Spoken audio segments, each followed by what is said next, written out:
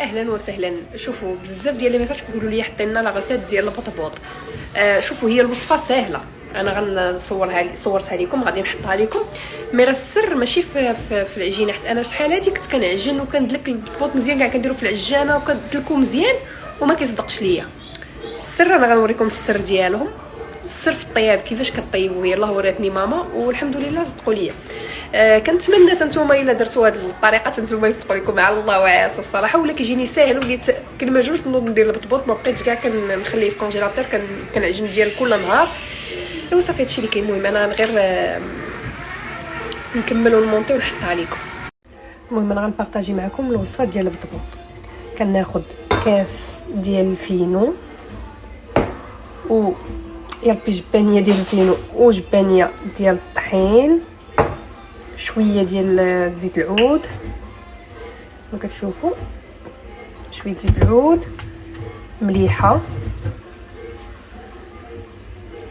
شويه، ومعلقه كبيره ديال الخميره ديال الخبز، كبيره ديال الخميره، وكنزيد هذا الكاس ديال الماء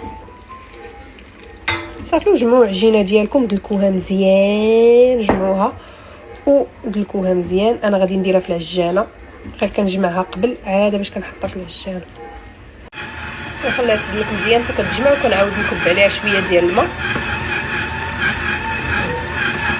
المهم هي العجينه تعجنات، دابا غادي نحطها ونخليها تخمر وما تخليوهاش تخمر بزاف كما كتشوفوا. ورطابت جمعتهم على بحال هكا وكنحطهم هنايا، كنغطي عليهم وكنبدا نخدم هذا الفينو ماشي بالدقيق. كتجيني الفينو كيعطيها واحد زعما في الشوفه كيجيو حسن البطيبيطات. ضروري ندلك باش كتعطينا ديك لاباط تكون رقيق.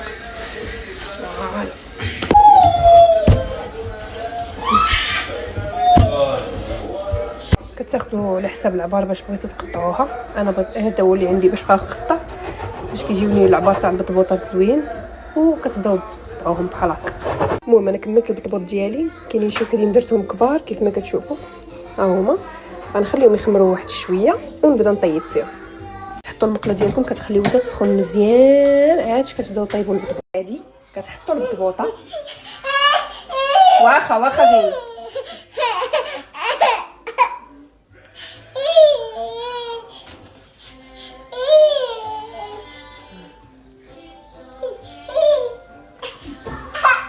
وقبل ما كتبدا طيب يلا كتشد في راسها بحال هكا، كتقلبوها وكتخليوها تنفخ على خاطرها.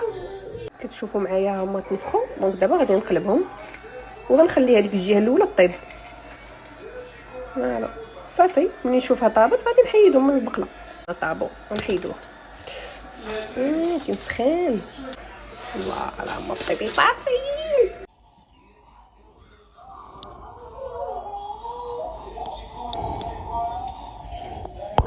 شد فوي كنصور لك داكشي.